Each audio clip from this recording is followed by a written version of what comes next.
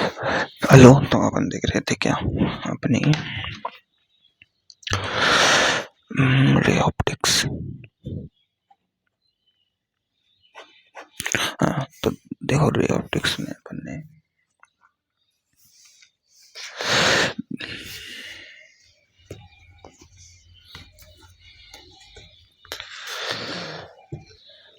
ना, तो ray optics में अपन ने क्या देख रहे थे, मिरर का वो वेग देख रहे थे, है ना, वेग, है ना, समतल दर्पण में वेग सिद्धांत, वेग थ्योरी देख रहे थे।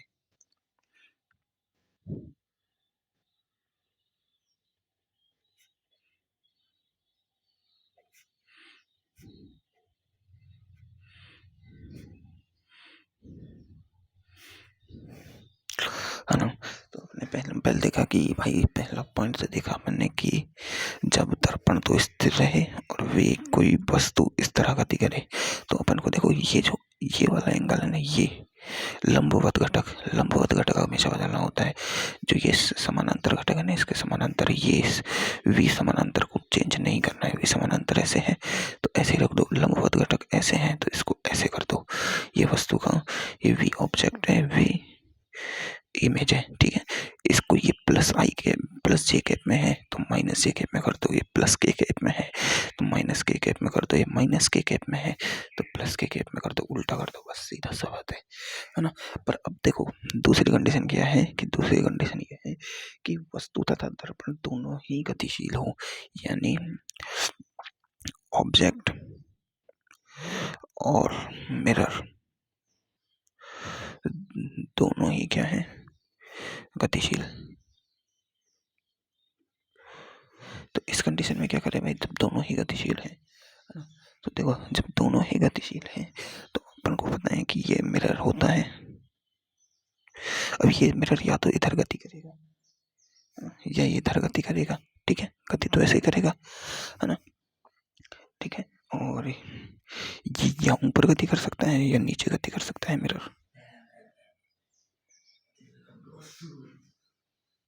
है ना। और ऑब्जेक्ट है वो भी इधर इधर इधर इधर कहीं भी जा सकता है। तो जब दोनों गतिशील होते हैं ना, तो एक का मतलब एक अकेले का वेग नहीं निकाला जा सकता कभी भी, दोनों का सापेक्ष वेग निकलेगा। क्या निकलेगा? सापेक्षिक वेग निकलेगा। जैसे एक ट्रेन गतिशील होती है और इधर से मैं जा रहा हूँ तो दोनों का सापेक्षिक वेग नहीं निकलते अपने। जैसे बारिश की बूंद और मेरा वेग निकलता है तो छाता ऐसे पकड़ा जाता है, ऐसे पकड़ा जाता है, तो सापेक्षिक गति होती है ना, वो वाला सिद्धांत लगेगा यहाँ पर। क्या लगेगा? सापेक्षिक सिद्धांत, है ना। तो उसमें अपन को क्या करना है, सबसे पहले इंडिविजुअल वेग निकालो, अलग अलग वेग, अलग अलग अलग वेग निकालो, वेग निकालो, है ना। अलग अलग वेग कैसे निकालो? Find velocity, find velocity of object, है ना, वेक्टर फॉर्म में, कि वो किस डायरेक्शन में जा रहा है, उसके वेक्टर सिद्धांत क्या है ना। फिर फाइंड करो तुम velocity of mirror in vector form, दोनों चीजें फाइंड कर ली वेक्टर फॉर्म। सिर्फ दोनों चीजों को वेक्टर फॉर्म में फाइंड कर लिया ना, फिर तुम्हारा दूसरा रूल है कि तुम velocity of object with respect mirror निकालो। ये क्या है? Velocity of object with respect to mirror, यानी इसके सापेक्ष इसकी गति निकालो। मतलब कैसे? सीधी सी बात है, वेलोसिटी ऑफ ऑब्जेक्ट निकालो, माइनस कर दो वेलोसिटी ऑफ मिरर को। यह है velocity of object with respect to mirror, ठीक है।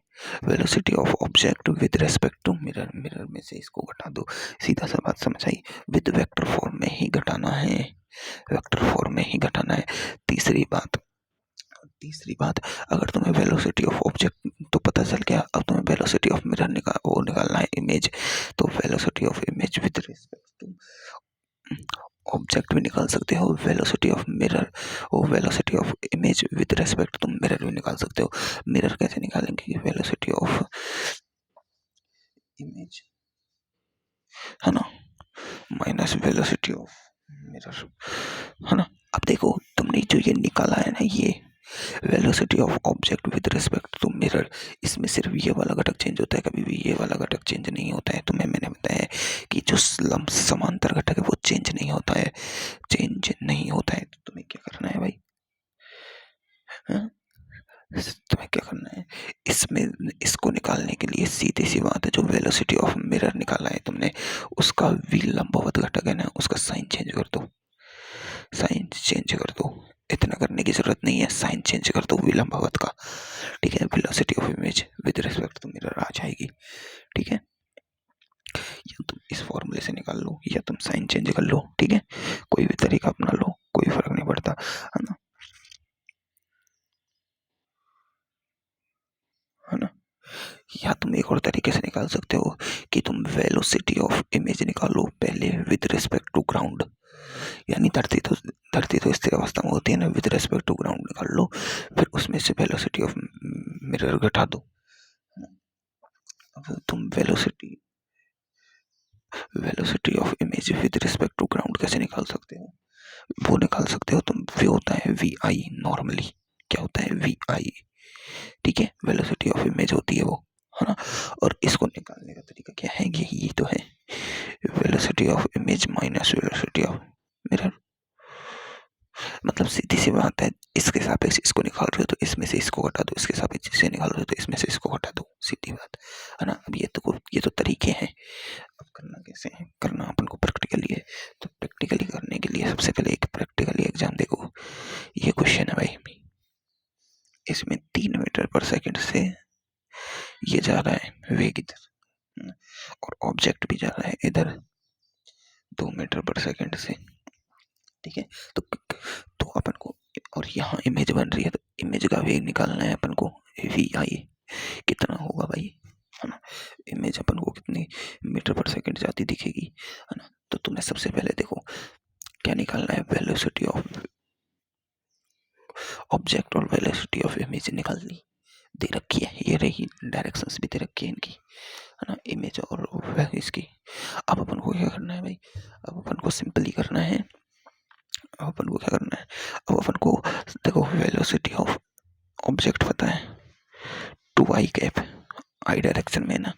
वेलोसिटी ऑफ मिरर पता है अपन को 3i कैप, है ना। तो देखो अपन को जो वेलोसिटी ऑफ इमेज निकालते हैं, तुम्हें क्या बताया, velocity of image with respect to mirror निकालते हैं, है ना। विद रिस्पेक्ट टू मिरर निकाला जाता है, तो उसमें तुम्हें डायरेक्ट साइन चेंज करना होता है, इधर का साइन इधर कर दो, इधर का साइन इधर कर दो। अब तुम्हें पहले किसका साइन चेंज करना होता है, इसका साइन चेंज करना होता है, इसका, है ना। तो पहले ये तो निकालो, अपने पास ये है बस। तो इसका देखो velocity of object with respect to mirror निकाल रहे हैं अपन, तो उसमें क्या करना होगा, इसमें से इसको घटाना है। अब देखो दोनों की डायरेक्शन सेम है तो घट जाएंगे, है ना। तो 2i cap minus 3i cap, तो वेलोसिटी ऑफ मिरर आ गया -1i cap, velocity of mirror आ गया कितना, -1i कैप। अब ये velocity of mirror -1i cap आ गया, तो velocity of image with respect to mirror कितना आ जाएगा। अब देखो इसका निकालने का ये फॉर्मूला है ना, ये यूज कर लो, या इसकी डायरेक्शन चेंज कर दो, साइन चेंज कर दो विद रिस्पेक्ट टू लंबवत वाले की, लंबवत वाला ही तो है ये, इसकी साइन चेंज कर दो। ये देखो साइन चेंज करके लिखेंगे तो अपन का 1i कैप आ जाएगा आंसर। लेकिन अगर इससे निकालें, यानी V I minus V M से, किससे, वी आई, तो वी आई क्या है, वी आई क्या है भाई, वी आई निकालना है अपन को। अब वी आई अपने पास है नहीं, है ना, वी आई अपने पास है नहीं, है ना। तो अपन को ये जो वी आई है वो इससे निकालना होगा, ये अपन को साइन चेंज करके ही लिखना है ये वाला, इसका और कोई तरीका नहीं है, क्योंकि अपन को वी आई दिया ही नहीं है, वी एम तो पता है, वी आई नहीं दिया है, इसलिए इसको साइन चेंज करके निकालो, साइन चेंज करके निकाल लिया। अब देखो ये फॉर्मूला होता है अपने पास कौन सा, V image with respect to mirror बराबर V I minus V M. तो यहाँ से देखो वी आई निकाल सकते हैं अपन, V image with respect to mirror plus V M, ये इधर चल जाएगा तो प्लस में हो जाएगा ना, तो वी आई आ जाएगा। देखो V image with respect to ये आ रहा था 1i कैप, और वी मिरर कितना है प्लस में, ये है +3 आई कैप में ही है, डायरेक्शन आई कैप में ही है, तो वी इमेज आ जाएगी तुम्हारी 4i कैप। कितनी आ जाएगी? 4i कैप पॉजिटिव में, यानी कि ये इधर जाएगा 4i कैप से, यानी 4 मीटर पर सेकेंड से। ठीक है, अब यही वी आई ही होता है V image with ground, with respect to ground, यही ये होता है। समझ में आई बात? बिल्कुल समझ आ गई है ना। तो अब एक और क्वेश्चन कर लेते हैं।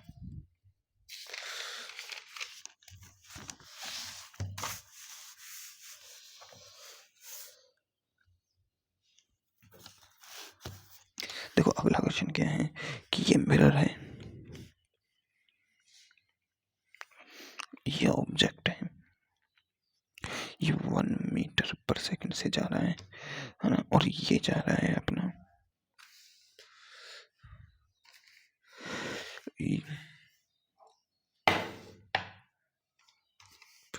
ये जा रहा है अपना इधर 2 मीटर पर सेकेंड से। किससे? 2 मीटर पर सेकेंड से, है ना। अब ये 2 मीटर पर सेकेंड से जा रहा है,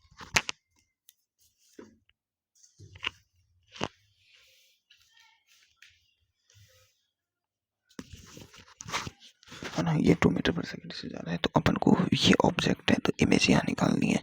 अब देखो सीधी बात है, इमेज ये इधर है तो अपन को भी पता नहीं है, क्योंकि मिरर भी गति कर रहा है। मिरर गति नहीं कर रहा होता तो अपन डायरेक्ट इधर लिख देते थे, लिख देते, पर मिरर गति कर रहा है तो अपन को क्या निकालना है? सबसे पहले वी ऑब्जेक्ट कितना है? 1 आई कैप प्लस में वी मिरर कितना है? 2 आई कैप माइनस में, माइनस डायरेक्शन में, है ना, 2 आई कैप माइनस में। वी ऑब्जेक्ट विद मिरर कितना है भाई? 1 आई कैप माइनस और माइनस 2 आई कैप, ये V O minus V M ही तो होता है ना। तो देखो माइनस माइनस प्लस हो जाएगा, तो 1 I cap plus 2 I cap is equal to V object with respect to mirror आ रहा है 3 आई कैप प्लस में, ये आ गया तुम्हारा, है ना। देखो V image with respect to mirror क्या होगा? ये इसका क्या होगा? Negative sign. इसका जो लंबवत घटक कौन सा है इनमें से? लंबवत घटक यही है, और कोई घटक है ही नहीं, यही तो लंबवत घटक है आई कैप। आई कैप इसकी डायरेक्शन उल्टा करके दे दो, -3 आई कैप लंबवत घटक की ओनली। देखो ये लंबवत घटक है, अगर इसमें और कोई कुछ प्लस होता तो देखो 4 जे कैप हो जाता। जे कैप कैसा होता है ये? तो ये इसका समानांतर घटक हो जाता जे कैप वाला। तो इसका साइन चेंज नहीं करना है, इसको तो प्लस में ही देना है, इधर इसको तो प्लस में ही देना होता है, +4 जे कैप, है ना। तो ये इसका साइन चेंज किया है, क्यों? क्योंकि ये लंबवत घटक है, सिर्फ लंबवत घटक का साइन चेंज करना होता है। ठीक है, वो आ गया अपन जब 3D वाला क्वेश्चन आएगा ना कि वेग ऐसे गति करेगा 3D में, ऐसे जब अपन चेक करेंगे वो चीज। ठीक है, अब इसका ये चेंज कर दिया अपन ने माइनस में। अब अपन को निकालना है, देखो अपन जानते हैं V I cap with respect to mirror होता है V I minus V M, और इस वी आई को ही अपन कहते हैं V I with respect to ground. With respect to ground क्या है? वी आई है। तो इसको निकालने के लिए, वी आई निकालने के लिए अपन V I M plus V M कर देंगे। वी आई एम कितना है? -3 आई कैप प्लस ये -2 था, plus minus minus minus minus 5 आई कैप। मतलब तुम्हें इमेज इधर आएगी, लेकिन प्रतीत ऐसी होगी कि जाने 5 मीटर पर सेकेंड से आ रही है। किससे आ रही है? 5 मीटर पर सेकेंड से। ये तुम्हें 1 मीटर पर सेकेंड जाएगा ना, तो ये 5 मीटर पर सेकेंड से आती प्रतीत होगी। किससे? 5 मीटर पर सेकेंड से। तो कुछ भी अंदाजा नहीं लगा सकते कितना से आएगी, वो तो सॉल्व करके पता चलेगा, है ना। अब देखो अगला क्वेश्चन देखो, अगला क्वेश्चन देखो 3rd नंबर का।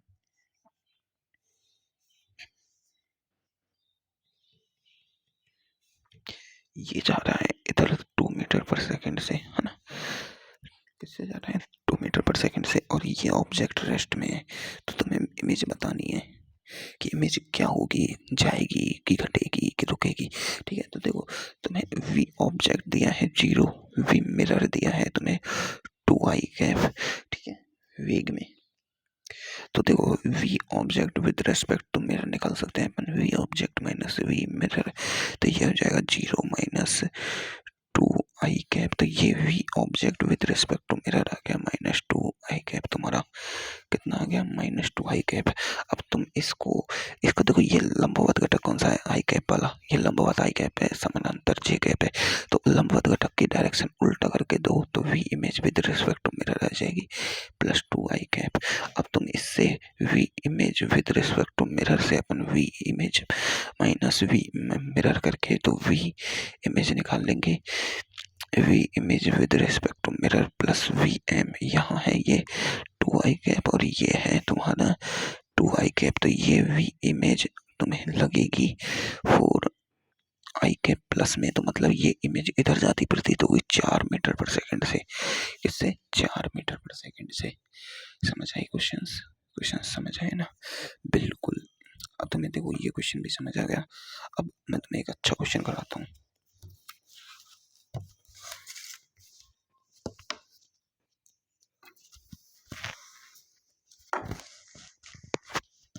अब देखो 3D वाले क्वेश्चन देखो, 3D में क्या है कि भाई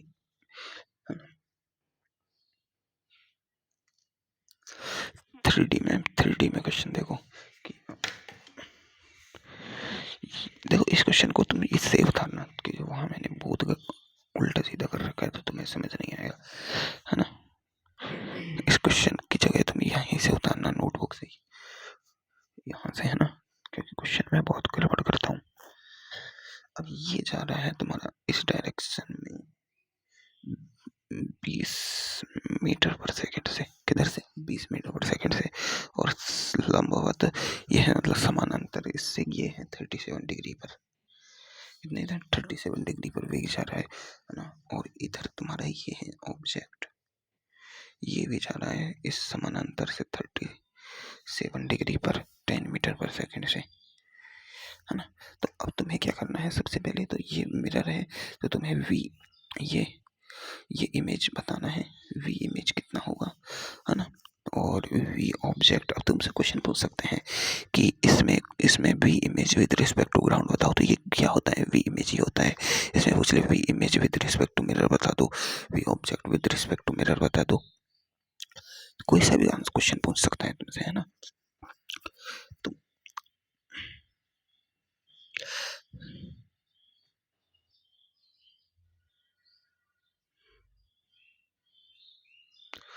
है ना,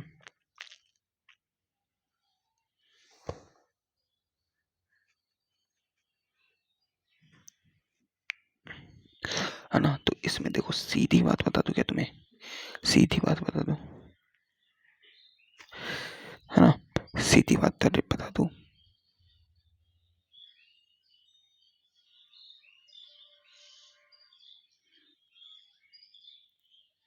सीधी बात बता दूं, तुम्हें क्या करना है कि तुम्हें ये जो समानांतर घटक है ना, वी समानांतर, उसको सबको खा जाना है। क्या करना है, क्योंकि वो कभी बदलता नहीं है, वी समानांतर तो कभी बदलता नहीं है। तुम चाहो तो फुल मेथड यूज कर लो इसका। फुल मेथड क्या होगा कि तुम वी समानांतर भी निकालो, ये भी निकालो, ठीक है, फुल मेथड यूज कर लो। लेकिन तुम्हें क्या करना है कि टाइम बचाना है। टाइम बचाने के लिए तुम्हें जो वी समानांतर घटक है ना, उसको खा जाओ। क्या करो, खा जाओ। क्यों, क्योंकि कोई उसका काम ही नहीं है भाई। देखो वी समानांतर ना तो चेंज होगा ना बदलेगा, वी समानांतर ना तो चेंज होगा ना बदलेगा भाई, है ना। ठीक है, एक बात बताओ, इमेज बनने में वी समानांतर घटक कोई महत्वपूर्ण योगदान नहीं देता है। क्या है, कोई महत्वपूर्ण योगदान नहीं देता है, ठीक है, कोई महत्वपूर्ण योगदान नहीं देता है, ठीक है। अब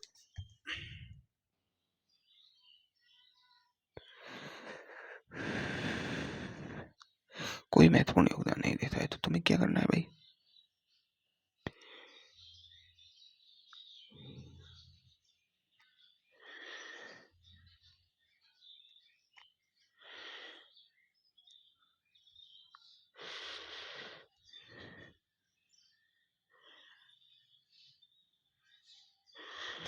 कोई महत्वपूर्ण योगदान नहीं देता है, ठीक है।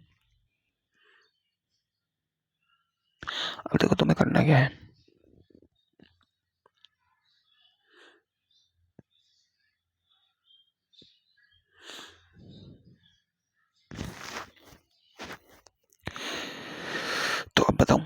मेरी बात सुनो, या तो तुम पुराने तरीके से करो। कैसे? कि इसके घटक कर लो भाई, घटक करो। ये 10 है तो ये वाला घटक होगा इसका 10 cos 37। तो 10 और cos 37 यानी cos कितना है 37 में 37 कितना होगा छोटा, छोटा है तो छोटे के साथ ये cos है तो बड़ा आएगा, बड़ा मतलब 5 बटा और 4/5, 4/5 है ना। तो cos 37 का मतलब हो गया 4/5 और ये हो जाएगा साइन 37। तो साइन 37 का मतलब हो गया 3/5 है ना। इसका क्या होगा ये साइन 37, ये साइन ये 20 साइन 37 मतलब 3/5 और ये कॉस 37 मतलब 4/5। 5 चौका 20, 4 चक्कू 16, तो ये इधर जा रहा है 16 से, है ना, 16 मीटर पर सेकंड। और ये 5 चौका 20, 4 तिये 12, ये ऊपर जा रहा है 12 मीटर पर सेकंड से। ये 5 दूनी 10, 2 दूनी 4 दूनी 8, ये इधर जा रहा है 8 मीटर पर सेकंड से।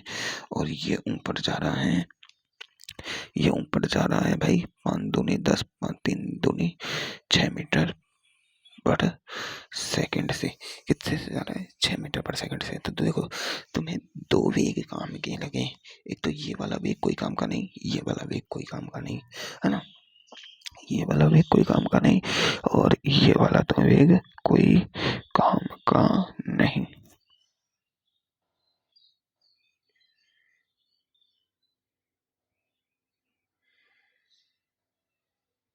है ना।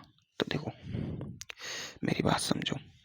अब देखो तुम्हारे पास अब इमेज के दो दो वेग आ गए। इधर देखो इस क्वेश्चन को करने का तरीका, ये तुम्हारा मिरर है, मिरर इधर गति कर रहा है 16 मीटर पर सेकंड से, है ना, और ऊपर गति कर रहा है तुम्हारा 12 मीटर पर सेकंड से, ठीक है। और यहाँ से तुम्हारा ये गति कर रहा है 8 मीटर पर सेकंड से और क्वेश्चन अब तुम्हारा बनेगा ये कर रहा है 6 मीटर पर सेकंड से। अब देखो लंबवत घटक कभी चेंज नहीं होगा, लंबवत घटक कभी चेंज नहीं होगा। मिरर एक बात बताओ, मिरर 12 मीटर पर सेकंड से मिरर गति कर रहा है ना, समझो ये मिरर है, ठीक है, और ये फुल ऑब्जेक्ट है, ठीक है, ये मिरर है, ठीक है। अब क्वेश्चन को दिमाग लगाओ, फूल गति कर रहा है 6 मीटर पर सेकंड से, मिरर गति कर रहा है 12 मीटर पर सेकंड से, दोनों की गति एक दिशा में है, चाहे अलग अलग दिशा में, कोई फर्क नहीं पड़ता। मेरी बात समझो, जब तक फूल मिरर के संपर्क में रहेगा क्या ये वाला घटक चेंज होगा? जब तक, एक बात बताओ, तुम बड़े मिरर, एक बड़ा मिरर लो और उसके सामने एक छोटी सी वो रख दो, कोई भी चीज, है ना, जैसे कोई छोटी सी चीज रख दी, तो अब मिरर को तुम कितना भी हिला लो ऊपर नीचे, जब तक वो छोटी चीज मिरर के अंदर रहेगी तब तक उसका उसका प्रतिबिंब उसी जगह पे दिखेगा अपन को। ऊपर नीचे करने से कुछ नहीं होगा, मिरर की वो पोजीशन चेंज नहीं होगी। मतलब अरे यार ये है, अब मैंने इसको कितना भी हिलाया तो इसके अंदर जो इमेज बन रही है वो इसी जगह पे बनेगी। मिरर को मैं ऐसे ऐसे तो ला रहा हूँ, देखो यहाँ भी ये इसके अंदर है, यहाँ भी इसके अंदर है, तो मिरर को ऊपर नीचे कितना कर लो, अब ये मिरर जैसे ही इससे बाहर चल जाएगा तो प्रतिबिंब बनना ही बंद हो जाएगा। तो जब तक वस्तु मिरर के अंदर रहेगी उसको कितना भी ऊपर नीचे हिलाओ मिरर को कोई फर्क पड़ता है कि नहीं पड़ता? नहीं पड़ता है भाई। चाहे तुम करके देख लो प्रैक्टिकल, एक मिरर लो, मिरर के सामने तुम एक वस्तु रखो, मिरर को ऐसे ऐसे हिलाओ, वस्तु का प्रतिबिंब तुम्हारे मिरर हिलता दिखेगा तुम्हें, पर वस्तु की प्रतिबिंब हिलता नहीं दिखेगा बिल्कुल कभी भी। क्यों? क्योंकि प्रतिबिंब हिलेगा ही नहीं, क्योंकि वो मिरर के अंदर है, ठीक है। तो अब इस मिरर को ऊपर नीचे कैसे भी कर लो या फिर वस्तु को ऊपर नीचे कैसे भी कर लो कोई फर्क नहीं पड़ता, तो दोनों को काट दो। अब लेकिन वस्तु हिलेगी, मिरर हिलता है ना तो कोई फर्क नहीं पड़ता, लेकिन वस्तु हिलती है तो फर्क पड़ता है। वस्तु हिलेगी तो मिरर ऊपर नीचे जाएगी, वस्तु तो ऊपर नीचे जाएगी, मिरर हिलता है तो कोई फर्क नहीं पड़ता। तो ये काम का है। तो अब देखो, तो कॉन्सेप्ट ये है सीधा सा कि ये इमेज आएगी तुम्हारी, इमेज के दो ही वेग होंगे, एक तो ये वाला वेग, एक ये वाला वेग। तो इमेज का देखो लंबवत घटक वो समानांतर घटक कभी चेंज नहीं होता, तो ये तो रहेगा 6 मीटर पर सेकेंड, इसका फिक्स है, ठीक है। अब देखो ये वाला घटक लंबवत घटक, अब इसकी ट्रिक है, सीधी ट्रिक क्या है कि इसका वेग तो फिक्स करके दो कि इसका जीव जितना है उतना लंबवत रखो। जैसे ये ये 8 मीटर पर सेकेंड है तो 8 मीटर पर सेकेंड रखो इसको, तो बस डायरेक्शन चेंज कर दी। अब ये जो मिरर का वेग होता है, क्या है, मिरर का वेग। अब इस मिरर के वेग को तुम्हें डबल करना है। क्या करना है? डबल करना है। और डायरेक्शन सेम रखनी है, जैसे ये इधर है तो इधर, इधर है तो इधर। अब ये इधर है तो इधर करके 32 दे दो, 32 मीटर पर सेकेंड। तो अभी इसका देखो दो घटक हो गए, एक तो ये हो गया तुम्हारा जे कैप, ये हो गया तुम्हारा माइनस आई कैप वाला। तो देखो माइनस आई कैप में 8 और 32 कितना गया, -40 I cap plus 6 J cap. ये आ गया तुम्हारा वेग का घटक with image with respect to mirror direct, with respect to ground, sorry ground, with respect to ground direct आ गया। ठीक है। अब देखो मैंने तुम्हें ये शॉर्ट तरीका क्या बताया कि मिरर का वेग है ना, मिरर का वेग उसे ज्यों की त्यों रखो और डबल करके दे दो। अब हर क्वेश्चन में तुमने जितने क्वेश्चन किए हैं, देखो ये वाला क्वेश्चन तुम्हें किया है, इसमें ये ऑब्जेक्ट रेस्ट पे था, इसमें मिरर गति कर रहा है इधर 2 मीटर पर सेकेंड। तो देखो ऑब्जेक्ट का वेग रेस्ट पर था, तो इमेज में ऑब्जेक्ट का वेग रेस्ट में है। इसको डबल करो और डबल करके डायरेक्शन सेम रखो। डबल करें और डायरेक्शन सेम रखा, आ गया। इधर देखो तुम्हारा, इधर देखो इसमें मिरर जा रहा है इधर, तो इस इमेज को मिरर 1 मीटर पर सेकेंड से इधर जा रहा है, तो इसको उल्टा करके दो, कितना गया 1 मीटर पर सेकेंड से। और ये इधर है तो इधर ही रखो, पर इसे डबल कर दो, डबल कर दो, कितना 4 मीटर पर सेकेंड। तो 1 और 4 5 मीटर पर सेकेंड आ गया तुम्हारा आंसर। इसको देखो, इसको देखो, इसमें तुम्हारा ये जा रहा है 2 मीटर पर सेकेंड, तो इसको उल्टा करके दे दो 2 मीटर पर सेकेंड। ठीक है। अब ये इधर जा रहा है तो इसको इधर ही दो, लेकिन कितना डबल कर दो 6 मीटर पर सेकेंड। तो 6 में से 2 गया तो 4 मीटर पर सेकेंड आंसर आ गया। मतलब कुछ भी हो कुछ भी नहीं हो, तुम्हें देखो एक और एग्जांपल ले लो। ये इमेज, ये मिरर जा रहा है 4 मीटर पर सेकेंड से, ये फाड़ू तरीका है अपना, है ना। और ये जा रहा है इधर 2 मीटर पर सेकेंड से। सीधी बात है, तो तुम्हें वी इमेज निकालना है direct, V image with respect to ground निकालना है। देखो V object, V image with respect to mirror निकालना है, तो तुम्हें तो वो तरीका लगाना होगा, है ना।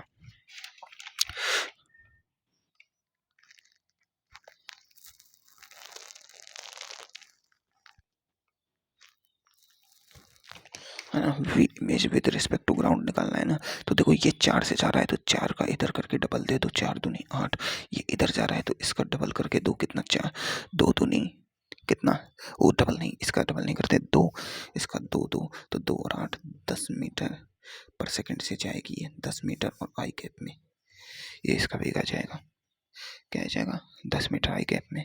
अब देखो वी आई जी आ गया, तो तुम वी आई बराबर, तुम जानते हो क्या होता है वी, देखो वी मिरर तुम्हें पता है ना, तो तुम जानते हो V I with respect to mirror बराबर क्या होता है, V I minus B M. तो वी आई है तुम्हारे पास, तो इस और वी एम तुम्हारे पास है, तो ये नहीं निकाल सकते, निकाल सकते हो, निकाल सकते हो ना, बिल्कुल निकाल सकते हो ना, बिल्कुल, है ना। और तुम यहाँ से ये भी निकाल सकते हो V I with respect to object, V I with respect to object निकाल सकते हो। देखो वी आई कितना है 10, देखो V I minus V object, V I कितना है 10 आई कैप, माइनस ये कितना है 10 2 आई कैप, माइनस ये किसमें है, ऑब्जेक्ट का कितना है 2। ठीक है।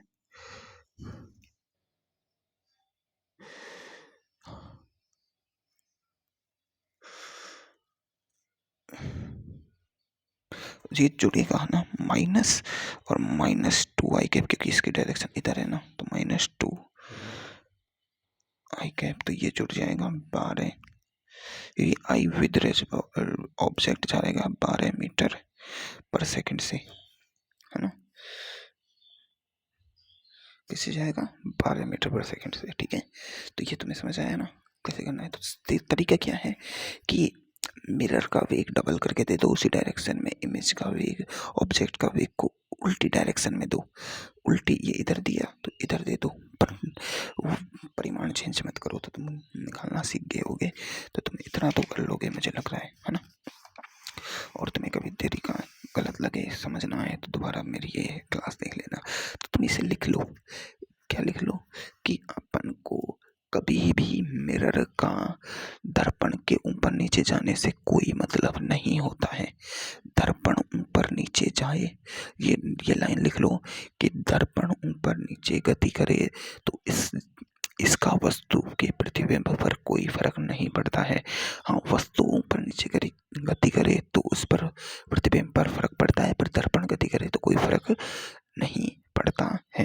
ठीक है, फिर तुम ये बात लिख लो कि अपन को डायरेक्ट वी आई लिखना है, वी आई डायरेक्ट लिखना है। तो सीधी बात है, सबसे पहले जो ऑब्जेक्ट का वेग है उसे उस ऑब्जेक्ट के वी ऑब्जेक्ट का लंबवत घटक है उसे उल्टा करके दे दो। किसे उल्टा करके दे दो, और जो वी मिरर है उसे डबल करके उसी डायरेक्शन में दे दो। ठीक है, इतना लिख लेना बस, है ना, जो समझ आए तुम्हारे। अब देखो, अब देखते हैं अपन rotational of mirror. Rotation of mirror यानी मिरर का घूमना। क्या देखेंगे अपन? Rotation of mirror.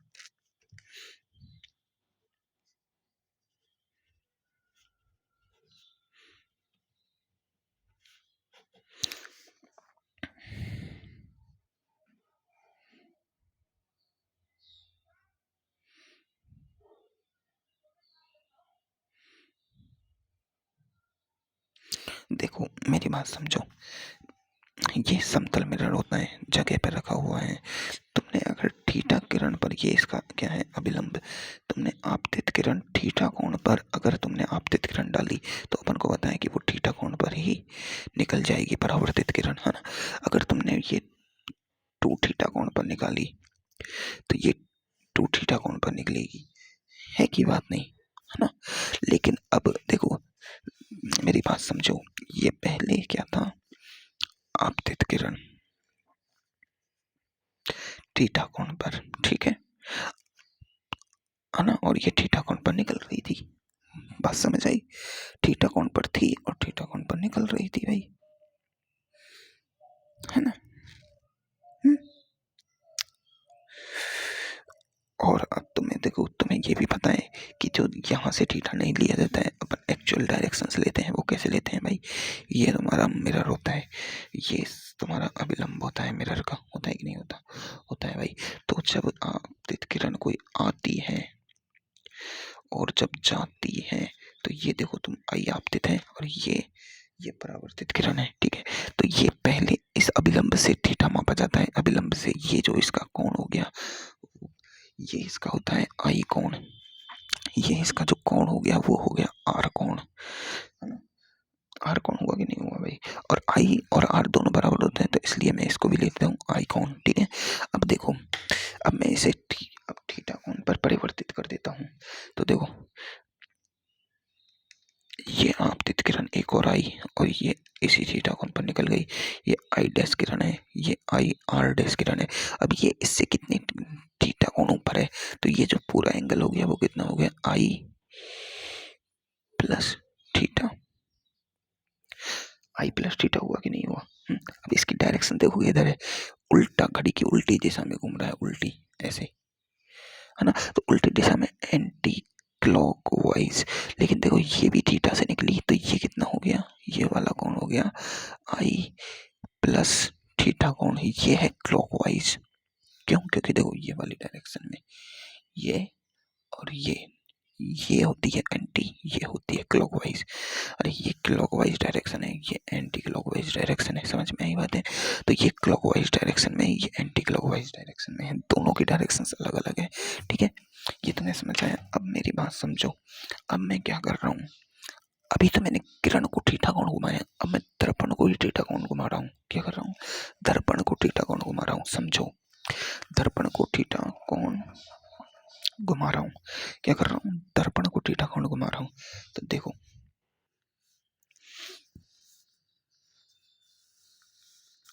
ये तुम्हारा पहले का दर्पण, ठीक है। अब मेरी बात समझो, पहले के दर्पण से जो किरण आएगी, मेरी बात समझो, मैंने यहाँ तो 2 आपतित किरणें लिया है, पर मैं यहाँ आपतित किरण को परिवर्तित नहीं कर रहा हूँ। ये तुम्हारी आपतित किरण ही है अब भी, ये आपतित किरण की डायरेक्शन फिक्स कर दी मैंने, ठीक है। आपतित किरण अब भी है, तो ये अभिलंब से जो आपतित किरण जो कोण बना रही है, ये कोण क्या है, आई कोण। कितना कोण बना रही है भाई, आई कोण। कितना कोण बना रही है भाई, आई कोण। ये है तुम्हारा अभिलंब, ये है तुम्हारी आपतित किरण, ठीक है। तो ये तुम्हारी क्या हो जाएगी, परावर्तित किरण, और ये भी कितना कोण होगा, आई कोण। होगा कि नहीं होगा, बिल्कुल आई कोण। ये तुम्हारी परावर्तित किरण हो जाएगी। अब मैंने क्या किया,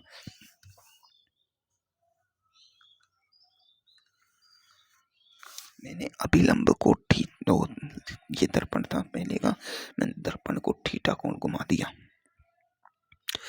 आपतित किरण थोड़ी चेंज की है, दर्पण घुमाया है मैंने। दर्पण जैसे ही थीटा कोण घुमाया है तो इसका अभिलंब भी तो थीटा कोण घूम जाएगा।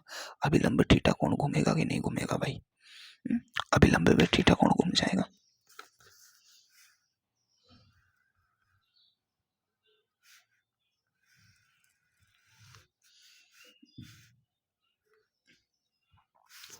इस पुराने अभिलंब से नया अभिलंब आ गया थीटा कोण पर। अरे यार, पहले मिरर ऐसा था तो इसका अभिलंब ऐसे था, अब मिरर हो गया ऐसे, दिख रहा है ना।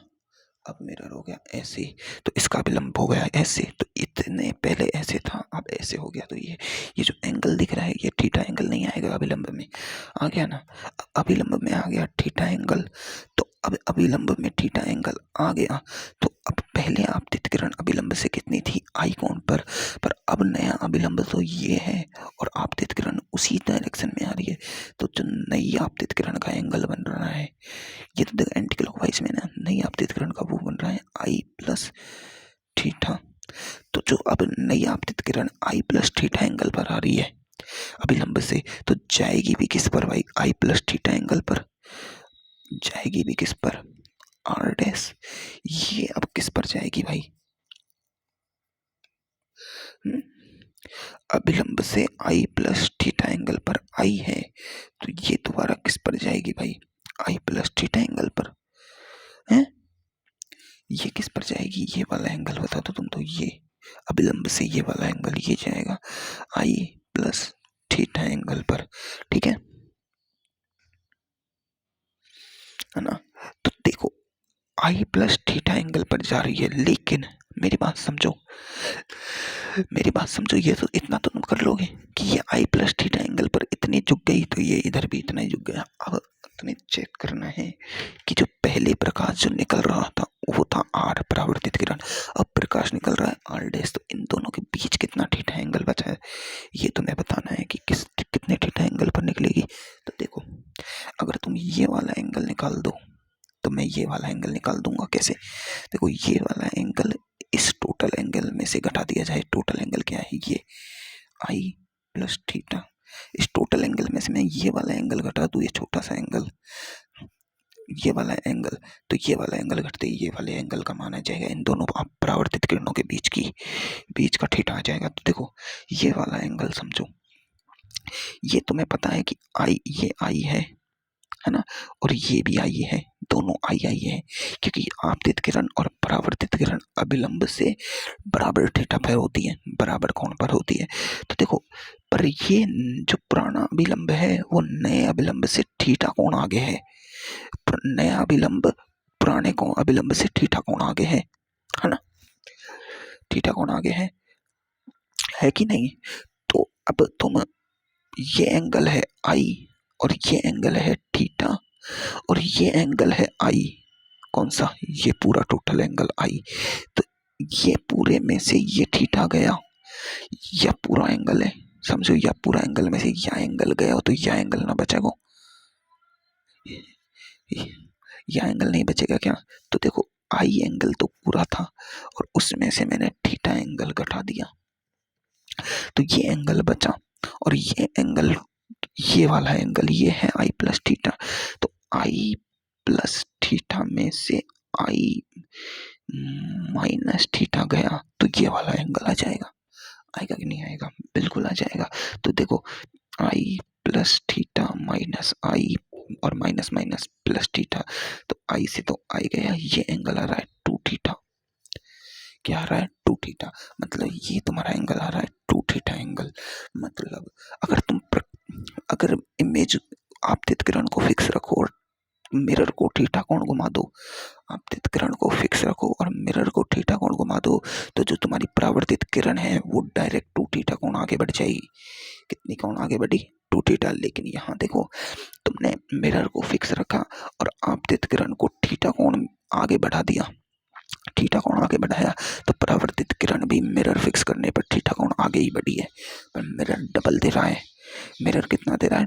2 थीटा एंगल दे रहा है। इसीलिए तो जब मिरर का वेग होता है 6 और इसका वेग होता है 4, तो इसको तो देते हैं उल्टा करके 4, पर इसको देते हैं डबल करके 12। कारण 2 थीटा का एंगल दे देता है मिरर। कितना का? थोड़ा सा घुमाने पर 2 थीटा का एंगल दे देता है। तो मतलब हर चीज को डबल करता है मिरर। क्या करता है? डबल। सीधी बात है, मिरर हर चीज को डबल करता है। ठीक है, तो तुम समझ आ गए? बिल्कुल बातें समझ आ गई? बिल्कुल बातें समझ आई कि नहीं आई?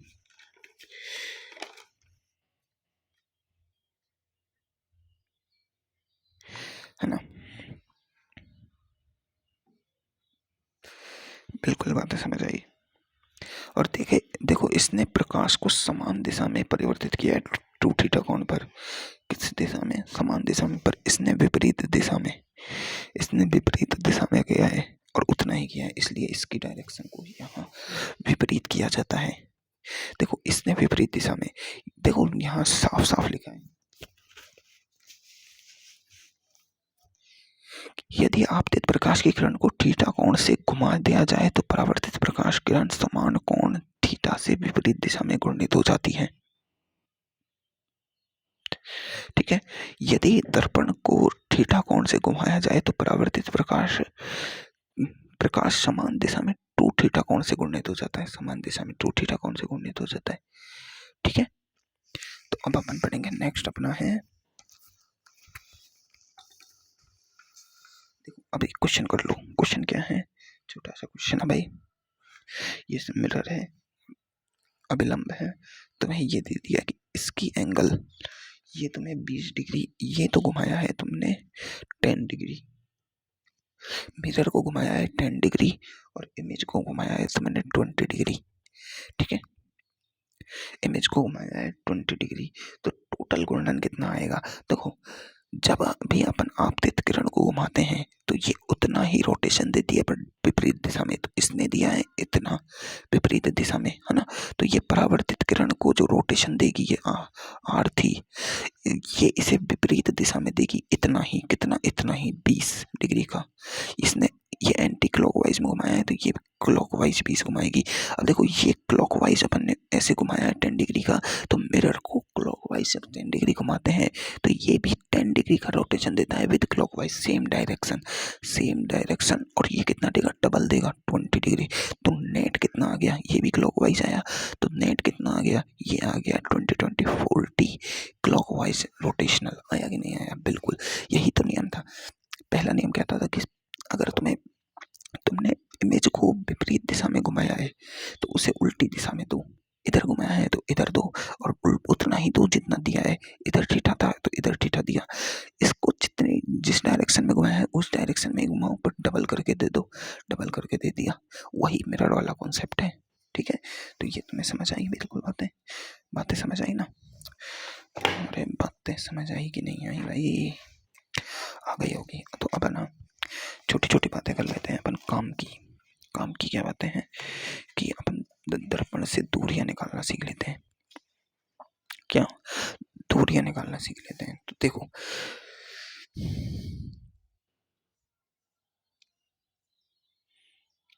देखो अब तुम्हारे सामने देखो, मेरी बात समझो। ये एक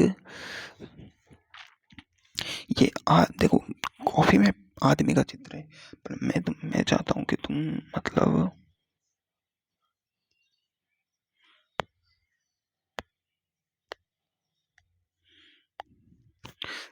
ये आदमी है, ये आदमी की आंख है, ये नाक है, ये मुंह है भैया,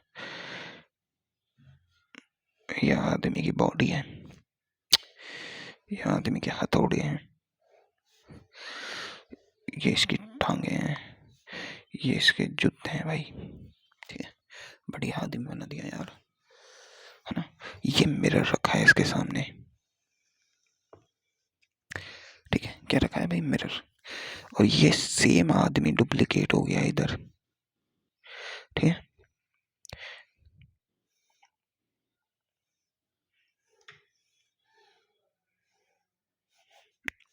अंतर है क्या यार, ये दूरी फिक्स है, बराबर है दोनों की, है ना। ये भी धरती पे, ये भी धरती पे। अब मेरी बात समझो, ये है इमेज, ठीक है भाई, इमेज, है ना। ये भी आदमी है भाई।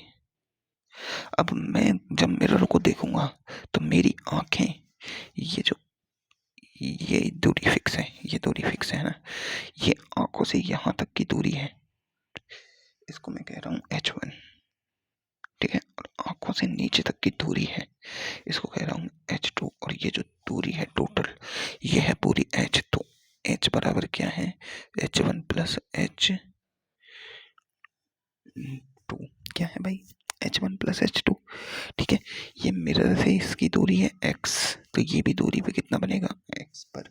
ये तो अपन को पता है, पता है कि नहीं पता है भाई, बिल्कुल पता है ना,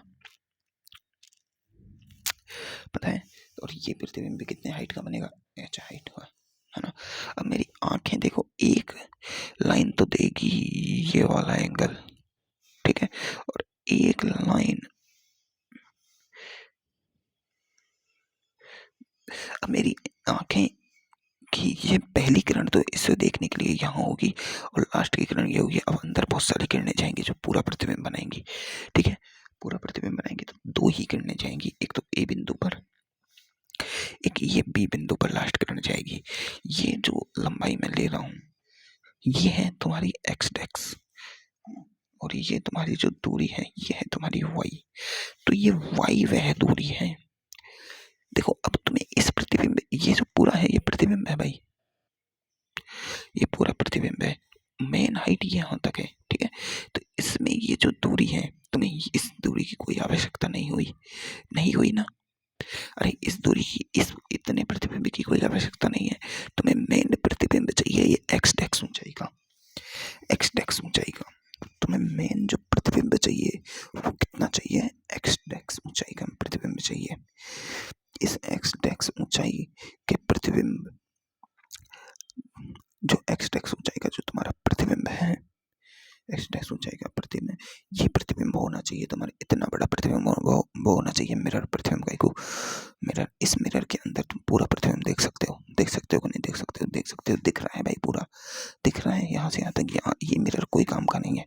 तो इतनी हाइट पर तुम्हें मिरर रखना है, कितनी हाइट पर, वाई दूरी पर, कितनी दूरी पर, वाई दूरी पर। अब मैं देखो त्रिभुज के नियम लगा रहा हूँ, क्या लगा रहा हूँ, त्रिभुज के नियम। तो देखो तुम्हें पता है कि ये वाली हाइट कितनी है, H2। तो इसमें ये जो, ये हाइट कितनी होगी, H2। तो ये त्रिभुज लगा दो तुम, ये वाला त्रिभुज, है ना। तो देखो ये त्रिभुज, ये छोटा त्रिभुज और ये एक बड़ा त्रिभुज, ये सर्वांग समप्रमेय लगती है एक। देखो एक तो बड़ा त्रिभुज है, इस बड़े त्रिभुज की 2x दूरी है, ठीक है। और ये वाली दूरी क्या है, इसे मान लो तुम PQ, ये PQ है, और ये तुम्हारी H2 है, ठीक है। ये 2x है, और इसके बीच में ये x, और ये क्या है, ये y दूरी। तो देखो ये दोनों त्रिभुज है ना, इनके एंगल बराबर है, इनके क्या है, एंगल बराबर है, एंगल बराबर है ना। तो इनकी भुजाओं का अनुपात क्या होगा, बराबर होगा। क्या होगा भाई, भुजाओं का अनुपात बराबर होगा। कैसे, ये PQ है तो ये क्या है, RQ। तो देखो RQ बटे PQ बराबर दो, ये सभी भुजाओं का अनुपात, जैसे ये y बटे H2 बराबर ये x बटे 2x, x बटे 2x, है ना, x बटे 2x, ठीक है, x बटे 2x होगा। अब ये जैसे तरबूज तुमने लिए हैं, इनके सभी भुजाओं का अनुपात ये होगा बराबर। तो एक तरबूज ले लो तुम, ये वाला, है ना। अब इनका भुजाओं का अनुपात बराबर कर लिया ना तुमने, है ना। तो देखो इसमें ये तो भुजाएं कोई काम की नहीं है, ये वाली तो कोई काम की नहीं है, अपने काम की ये वाली और ये वाली है। देखो भुजाओं का अनुपात बराबर होता है, ये है ना, ये मैथ की प्रमेय है। जब दो त्रिभुज एक जैसे हों, एक ही कोण पर हों, देखो ये वाला एंगल बराबर है, ये वाला बराबर है, ये वाला बराबर, तो इनके जो भुजाओं का अनुपात होता है ना वो बराबर होता है, ये त्रिभुज का नियम है। तो देखो इसमें देखो वाई, देखो एक्स से एक्स गया तो वाई बराबर आ रही है h2/2, यानी h2/2 हाइट पर, h2 की आधी हाइट पर तुम मिरर को रख सकते हो। ये वो हाइट है कि इससे ऊपर मिरर रखोगे ना, देखो अगर तुमने मिरर यहाँ रखा, ये जो एक्स डैश हाइट का है, इस मिरर को तुम्हें वाई हाइट से ऊपर रखना है। नीचे का मिरर कोई काम का नहीं है, नीचे का मिरर कोई काम का नहीं है। तो वाई क्या है, वह ऊंचाई जिस पर दर्पण को रखा जाए ताकि पूर्ण प्रतिबिंब दिखाई दे। एक्स डैश वाई क्या है, वह ऊंचाई है जिस पर दर्पण को रखा जाए ताकि पूर्ण प्रतिबिंब दिखाई दे, और वो क्या है, h2/2। अब देखो ये क्या है, h1 हाइट कौन सी होती है, ये अपना सिर और आंख के बीच की दूरी है। क्या है, सिर और आंख से नीचे की दूरी है। अब अपन सिर से थोड़ी देखते हैं, आप देखते तो आंख से हैं, देखते तो आंख से हैं भाई, ठीक है। अब देखो ये जो हाइट है, अब ये वाला त्रिभुज देखो तुम, ये वाला त्रिभुज, इसको देखो, इसको बना रहा हूं मैं इधर,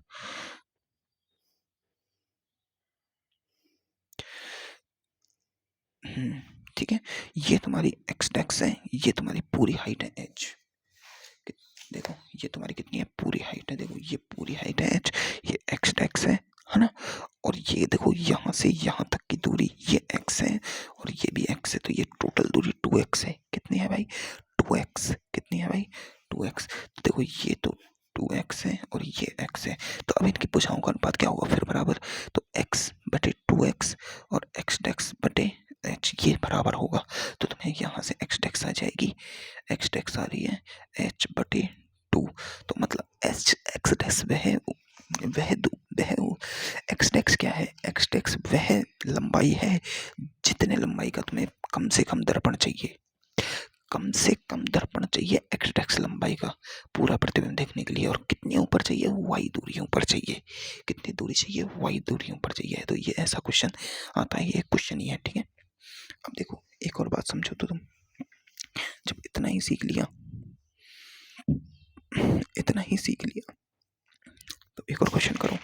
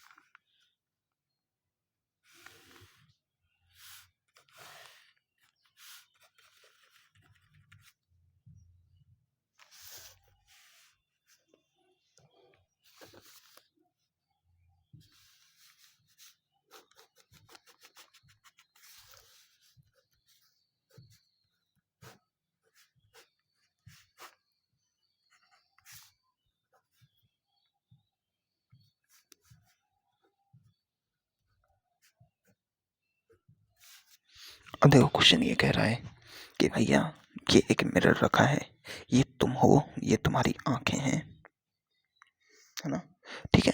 अब ये कह रहा है कि ये एच हाइट की क्या है, एक मीनार है, एक बड़ा खंबा है, मीनार है, कुछ भी समझ लो, है ना। तो ये मेरे क्वेश्चन कह रहा है कि तुम ये बताओ मुझे कि मुझे कितने मिरर की और कितने ऊपर मिरर रखूं और कितना चौड़ा मिरर रखूं कि मुझे इस आदमी को ये पूरी मिरर के अंदर दिख जाए।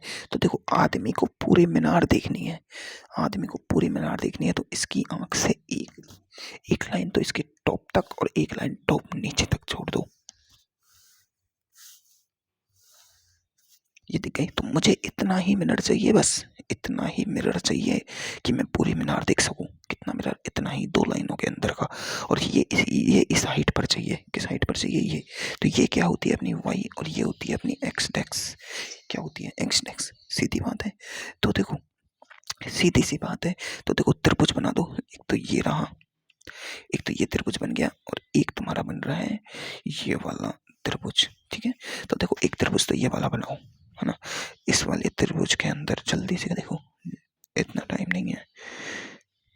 ये तुम्हारी y दूरी है, ये तुम्हारी कितनी दूरी है पता ही नहीं है ना, पता ही नहीं है ना भाई, ये वाली दूरी तो अपन को पता ही नहीं है, तो ये वाली दूरी कैसे निकालूं मैं? अरे ये वाली दूरी नहीं पूछ रहा है, ये पूछ रहा है, क्वेश्चन में पूछ रहा है कि दर्पण की वह लंबाई ज्ञात करो ताकि प्रेक्षक पीछे की एच ऊंचाई की दीवार को पूर्ण रूप से प्रेक्षित कर सके। तो दर्पण की पूछ रहा है, वाई नहीं पूछ रहा है। दर्पण की त्रिभुज बनाओ, ये वाली, कौन से, ये वाले, इसमें ये एक्स पूछा जा रही है, ये है तुम्हारी एच, अरे ये एच, तो ये एच है ना, एक्स पूछी जा रही है। और तुमसे अब क्या पूछा जा रहा है, देखो इसमें ये, अब मेरी बात समझो, यहाँ दिमाग लगाने वाली बातें ये है कि एक्स का फॉर्मूला क्या निकाला था मैंने, फॉर्मूला था h/2।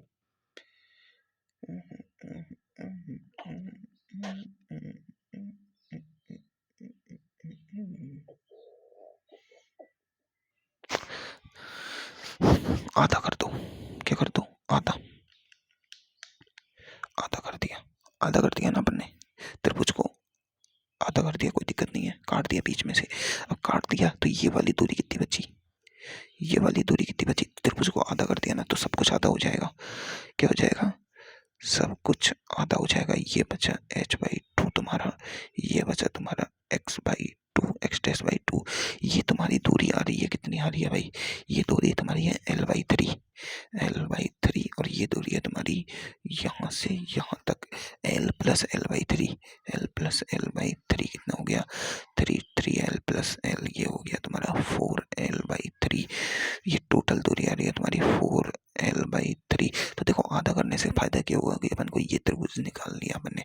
अब दोनों के सर्वांग समय, तो दोनों की भुजाओं का अनुपात बराबर होगा, तो इसकी भुजा बटे इसकी भुजा l/3 बटे 4l/, देखो इसको कैसे लिखते हैं, l/3 × 3/4l बराबर x/2 × 2/h। तो देखो 2 से 2 कैसे गया, और ये देखो 3 से 3 कट गया, तो l/4l बराबर x'/h। तो x' की लंबाई आ जाएगी तुम्हारी, ये हो जाएगा, ये l से l कट गया ना, h/4 क्या आ रही है, h/4। तो मेरा तरीका सही है ना, एक नंबर तरीका है।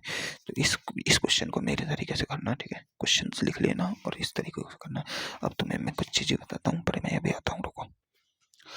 हेलो, तो अब अपन देखेंगे क्या, स्फेरिकल मिरर।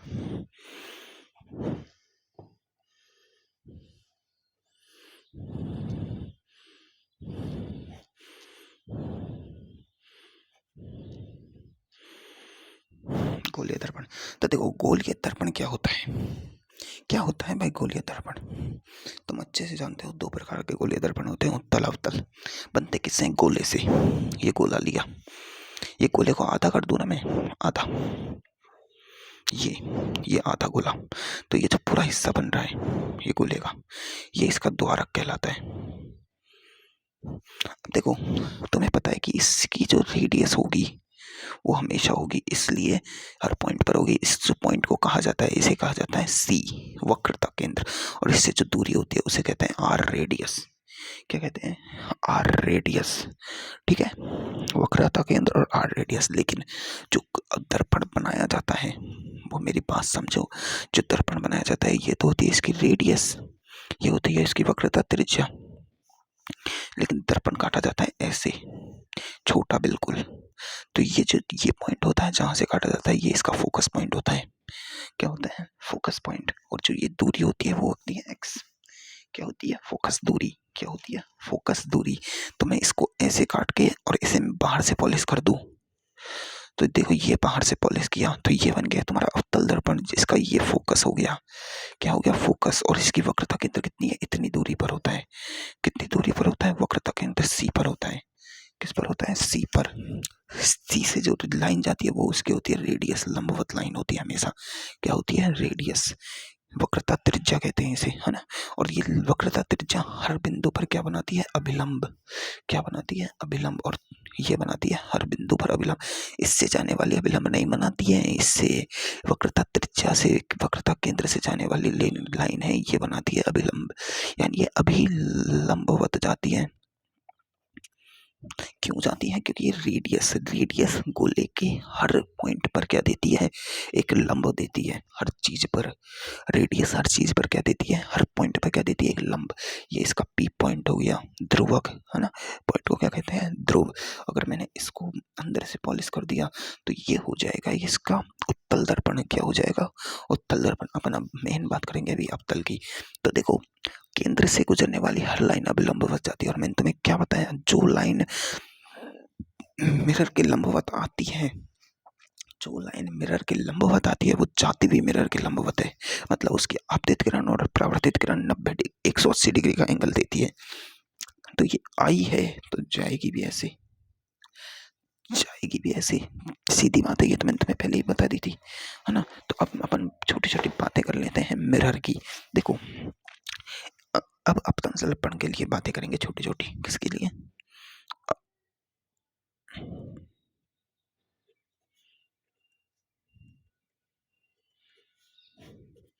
की बातें, किसकी बातें करेंगे भाई? अवतल दर्पण की। तो देखो, अवतल दर्पण कुछ इस प्रकार होता है। ये एक प्रारूपिक अवतल दर्पण है और ये एक बीच की लाइन है। इसको थोड़ा और बढ़ा दो, ठीक है। ये प्रारूपिक क्या है? अवतल दर्पण, ठीक है। प्रारूपिक अवतल दर्पण है। इसका देखो, ये होता है इसका फोकस, ये होता है इसका वक्रता केंद्र। और तुम्हें वक्रता केंद्र से जाने वाली लाइन क्या होती है? उसकी वक्रता त्रिज्या। जो चाहे यहाँ से जाए, चाहे यहाँ से जाए, चाहे यहाँ से जाए, चाहे यहाँ से जाए, चाहे यहाँ से जाए, कहीं से भी जाए, वो वक्रता त्रिज्या है। वक्रता त्रिज्या हर पॉइंट पर जाती है। कहाँ जाती है? हर पॉइंट पर।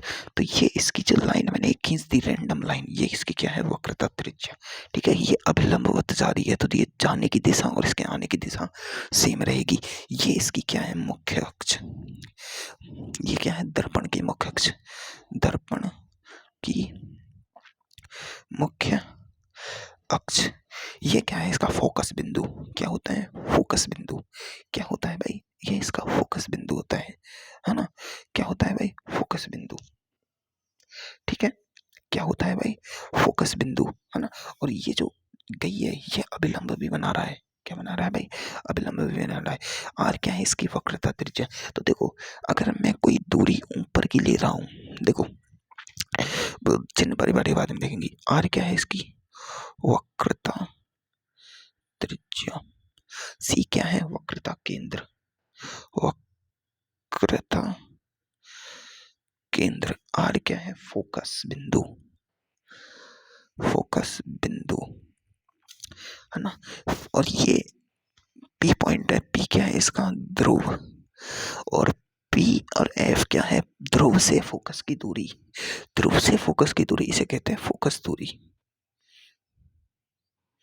इसे लिखते हैं एफ से, छोटे एफ से। किससे भाई? छोटे एफ से, ठीक है। छोटे एफ से लिखते हैं ना, बिल्कुल।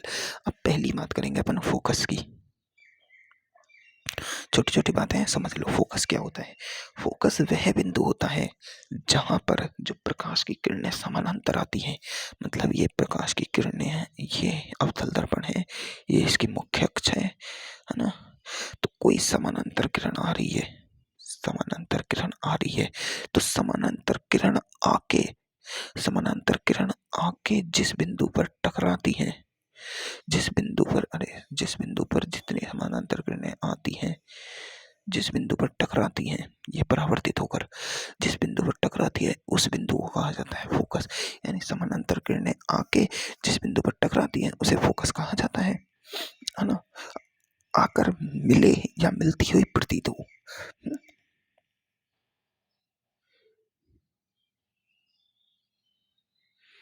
है ना, ठीक है। अब देखो मेरी बात, अगर समानांतर किरणें हैं जो अब ये तो अवतल दर्पण पर तो पूरी तरह प्रतीत हो रही है, लेकिन इसकी जगह उत्तल दर्पण हो ना, उत्तल दर्पण, ये उत्तल दर्पण बना दो। ये उत्तल दर्पण, नहीं, ये उत्तल दर्पण बना दिया अपन ने। अब उत्तल दर्पण पर कोई प्रकाश की किरणें आती है ना, तो देखो इसका फोकस कैसा है? बाहर की तरफ परावर्तित करने वाला। ऐसा समानांतर किरणें कोई आती है तेरे को बाहर, तो इसका फोकस कहाँ होता है? देखो, ये इसका ध्रुव होता है, ये इसका मुख्य अक्ष होता है, इसका फोकस होगा यहाँ कहीं और इसका वक्रता केंद्र होगा यहाँ कहीं, ठीक है। तो ये जब ऐसे जाती है और ये वैसे परिवर्तित हो जाती है, तो ये मिलती तो कहीं नहीं है, लेकिन इसकी किरणों को जब पीछे घुमाया जाता है, तो ये फोकस पर मिलती हुई प्रतीत होती है। ये इसका क्या है, अभिलंब। क्या है इसका अभिलंब, ये है इसका अभिलंब, है ना। लंबवत रेखाएं है ना, ये इसको रेडियस भी कहते हैं। ये इसका एन है, क्या है, एन, है ना। एन से मिलती हुई प्रतीत, और ये फोकस पर मिलती हुई प्रतीत हो रही है, प्रतीत हो रही है। उत्तल दर्पण के लिए प्रतीत होती है। लेकिन अगर मेरी बात समझो, कोई समतल दर्पण है ना, कोई समझो ये कोई समतल दर्पण है भाई, वो समतल के अवतल दर्पण।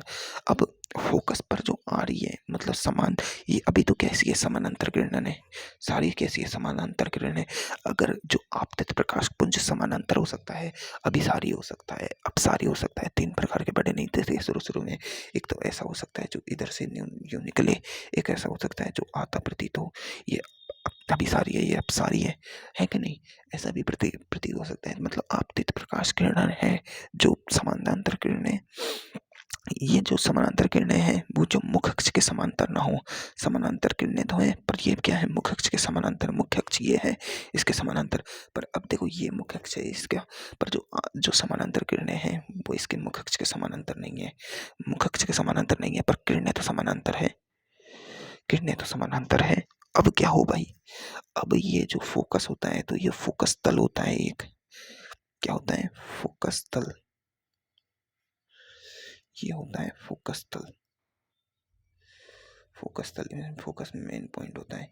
ये मतलब एक पट्टी होती है, ऐसी समानांतर लाइन जा रही है तो इसके बीच में रखी है पट्टी, ठीक है। ये क्या है, फोकस तल। तो ये किरणें होती है ना, ये ऐसे जाएंगी, देखो किरणें आई गई, आई गई, आई गई। तो ये जो पॉइंट जो मिलती हुई प्रतीत हो रही है ना, मैंने ढंग से नहीं बनाया, तो ये फोकस तल पर मिलती हुई प्रतीत हो रही है। किस पर, फोकस तल पर। फोकस पर तो नहीं, पर फोकस प्लेन, जो ये फोकस प्लेन है, फोकस तल है, फोकस तल पर मिलती हुई प्रतीत हो रही है। किस पर प्रतीत हो रही है, मिलती हुई, फोकस तल पर मिलती हुई प्रतीत हो रही है। तो ये बात तुम्हें समझ आए, है ना, समझ आई बातें, बिल्कुल, है ना, बातें समझ आई, बातें समझ आई। 3 प्रकार की किरणें हो सकती हैं, या देखो 3 प्रकार से आ सकती है। या तो वो फोकस पर मिले, या मिलती हुई प्रतीत हो, या फोकस तल पर मिले। तो वो किरणें क्या होंगी, हमेशा समानांतर किरणें होंगी। पर ये जरूरी नहीं कि वो इस मुख्य अक्ष के समानांतर हों। ये मुख्य अक्ष के समानांतर नहीं है, ये वाली किरणें मुख्य अक्ष के समानांतर है, ये वाली किरणें मुख्य अक्ष के समानांतर है। समझ आई बातें। चलो अब आगे देखते हैं। छोटी छोटी बातें हैं, ये हमको इतनी जरूरी काम की बातें आई नहीं है। अब अपन बात करते हैं समाक्षीय किरणों की। किसकी बात करेंगे भाई, समाक्षीय किरणों की।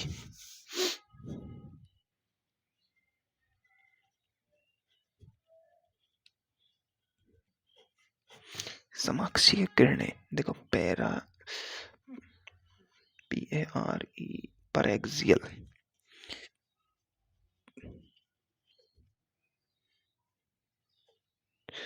परएक्सियल रेज, परएक्सियल रेज, समाक्षीय किरणें। तो देखो, समाक्षीय किरणें क्या होती है, वह प्रकाश किरण जो मुख्य अक्ष के बहुत पास होती है तथा जिनके लिए आपतन कोण अल्प होता है, अल्प होता है, समाक्षीय किरणें कहलाती है। दर्पण का नियम इनके लिए मान्य है। क्या है, दर्पण का नियम इनके लिए मान्य है ना। मतलब समाक्षीय किरणें क्या होती है, मेरी बात समझो। एक दर्पण होता है, ये इसकी मुख्य अक्ष होती है। तो जो ऐसी सब किरणें जो ये मुख्य अक्ष के समानांतर हो, बिल्कुल पर बिल्कुल पास में हो, पास में हो, ये वाली किरणें जो मुख्य अक्ष के समानांतर हो और पास में हो, ये किरणें होती है समाक्षीय किरणें। और इनके लिए दर्पण के जो नियम है वो लागू होते हैं। मतलब समाक्षीय किरणों के लिए दर्पण के नियम अच्छी तरह से लागू होते हैं। क्या होते हैं, अच्छी तरह से लागू होते हैं। लेकिन जो सीमांत किरणें होती हैं, जो इस यहाँ की किरणें होती हैं, जो अंतिम किरणें होती हैं, वह प्रकाश किरण जो मुख्य अक्ष से अत्यधिक दूर, यानी ये मुख्य अक्ष थी अपनी, ये मेन थी ना मुख्य अक्ष, इस मुख्य अक्ष से अत्यधिक दूर, अत्यधिक दूरी पर होती है, सीमांत किरणें कहलाती हैं। ये हैं सीमांत किरणें। सीमांत किरणें, इनके लिए इनके इनके लिए जो कोण होता है वो अल्प नहीं होता और एक दर्पण के लिए समाक्षीय किरणों की फोकस लंबाई सीमांत किरणों की तुलना में अधिक होती है। यानी सीमांत किरणें हैं उनकी जो फोकस लंबाई है वो कम होती है। फोकस लंबाई, फोकस दूरी नहीं, समझ में आई बातें? फोकस लंबाई, फोकस दूरी, दोनों में अंतर है। समझ में आई बातें? अब देखो तुम्हें फोकस लंबाई या फोकस दूरी एक ही बात होती है, सॉरी। अब देखो मैं बताता हूँ तुम्हें होता क्या है। होता कुछ नहीं है, बस बात है थोड़ी समझदारी की। बात ये है तुम्हारी मुख्य अक्ष, ठीक है? ये तुम्हारी क्या है? मुख्य अक्ष। एक तो मुझसे डायग्राम ढंग से नहीं बनते हैं साले। तो देखो सीमांत किरणें क्या होती है? जो पास में निकले, ये कोई सीमांत किरणें हैं और ये सीधी टकराई और तुम्हें पता है टकराने के बाद ये जो फोकस है इससे स्टे होकर वापस जाएगी। ये एक समाक्षीय किरण है। कैसी है? समाक्षीय किरण, है ना? सीधी टकराई और फोकस से वापस चली गई, है ना? सीधी टकराई और फोकस से वापस चली गई, कोई दिक्कत, है ना? कोई दिक्कत नहीं होती है। तो ये इसका देखो, अब ये वक्रता केंद्र है। वक्रता केंद्र से जो जा रहा है इसका, ये यहाँ का क्या है? अभिलंब। ये क्या है? आर दूरी। ये क्या होती है? वक्रता त्रिज्या होती है कि नहीं होती? अभिलंब। अरे वक्रता त्रिज्या तो ये भी है, वक्रता त्रिज्या तो ये भी है, वक्रता त्रिज्या तो ये भी है, वक्रता त्रिज्या तो ये भी है, वक्रता त्रिज्या तो सारी है। अरे यार, इस गोले को काटा तुमने, इतना तो वो बना रखा है प्रतिबिंब, लेकिन इससे जो वक्रता, ये जो दूरियां निकल रही हैं वो सारी रेडियस है। केंद्र से जितनी दूरियां निकल रही है वो सारी रेडियस है कि नहीं? तो ये दूरी तो फोकस दूरी हो गई, ये इसकी रेडियस हो गई। हुई कि नहीं हुई? हुई कि नहीं हुई भाई? हुई कि नहीं हुई? ये इसकी रेडियस हो गई, है ना? ये इसका F1 पॉइंट मान लो, F1 दूरी, ठीक है? अब मैंने एक लिया सीमांत किरण, सीमांत किरण। अब देखो सीमांत किरण का ये भी क्या होगा? अभिलंब। और ये जो दूरी होगी r पर, इससे जो ये आएगी, ये जो किरण आएगी ये है F2 किरण, ये, है ना? ये तो इसके लिए जो फोकस लंबाई होती है ना, फोकस लंबाई, तुम्हें पता है कि जो फोकस लंबाई सीमांत किरणें होती है ना, इनके लिए जो थीटा होता है वो अल्प नहीं होता। मतलब देखो, ये रेडियस और ये फोकस लंबाई, इनके लिए जो थीटा है वो है, और यहाँ देखो ये थीटा वेरी अल्प है, इनका जो थीटा है वो क्या है? अल्प है, अल्प। लेकिन यहाँ थीटा अल्प नहीं है, थीटा है, और जो थीटा है तो उसकी वैल्यू है, थीटा है तो उसकी वैल्यू है, थीटा है तो उसकी वैल्यू है। मतलब ये दूरी ज्यादा है, ये दूरी ज्यादा है, ये दूरी कम है, दिख रही है, दिख रही है कम है। क्यों? क्योंकि यहाँ थीटा बढ़ गया, यहाँ जो थीटा है वो बढ़ गया भाई। जब ये थीटा बढ़ गया, देखो ये बड़े दर्पणों के लिए काम में आता है, छोटे दर्पणों में कोई काम का नहीं है।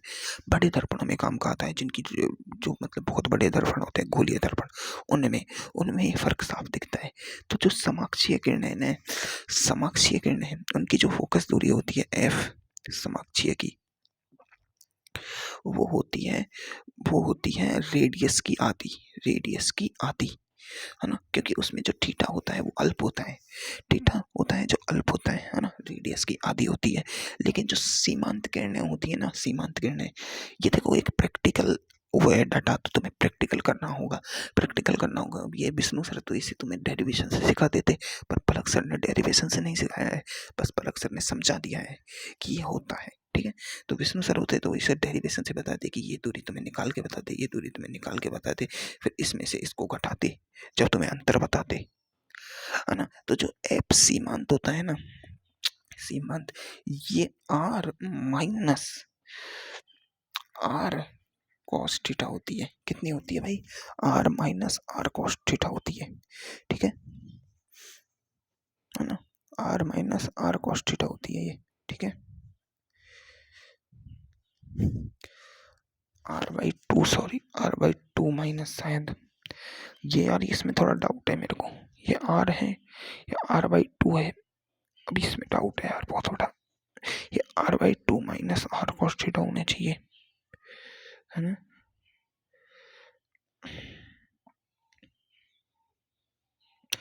ये शायद r-r/2 है, मतलब ये r-r/2 है। तो सीधी सी बात है, तुम्हें बस यही समझना है कि जो f फोकस दूरी समकक्षीय की होती है ना, वो ज्यादा होती है f सीमांत से।